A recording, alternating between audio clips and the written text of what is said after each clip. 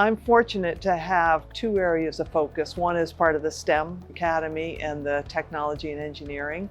So we now have this beautiful portable STEM space. As part of the STEM Academy, everybody does independent research projects, and you need space for that, right? You need dedicated space for that. You're also teaching classes of 24 students. They have to be able to operate both of those things simultaneously. Our classroom setup is basically designed to be flexible. Because of what I teach, I have projects in every class. The part that we're on right now is designed a bit more for the robotics, but the idea is just access. That's really what we need, is just access to stuff, places to put things so that it's not all spilling out. The new spaces are so much nicer, like cleanliness. They stay a lot more organized because everything has a home and everything's been reorganized and labeled.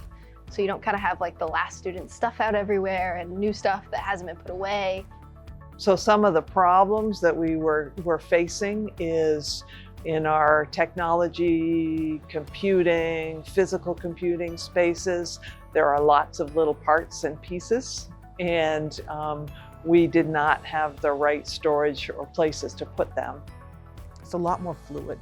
People move around a lot more. It's not, while they kind of have their spaces, there's enough room that they can work alone together.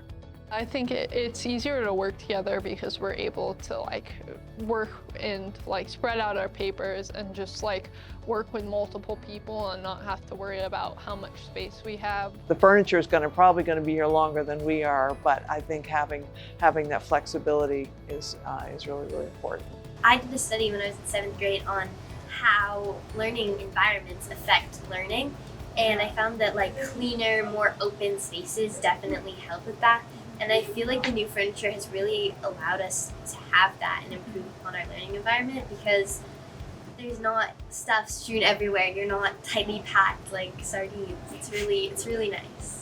I think the planning and the visioning part is really, really important. It's interesting though, because you don't know exactly what you need. You can identify the problems, but you don't know what the solutions are. And then talking and working with the experts, the people that this is their business, right? They've seen this kind of transform. And then not being afraid to try something new.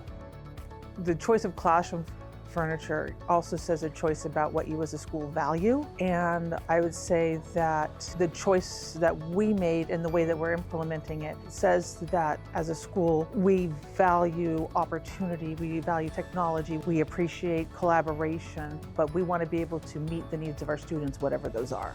And that's what the furniture really kind of lets us do.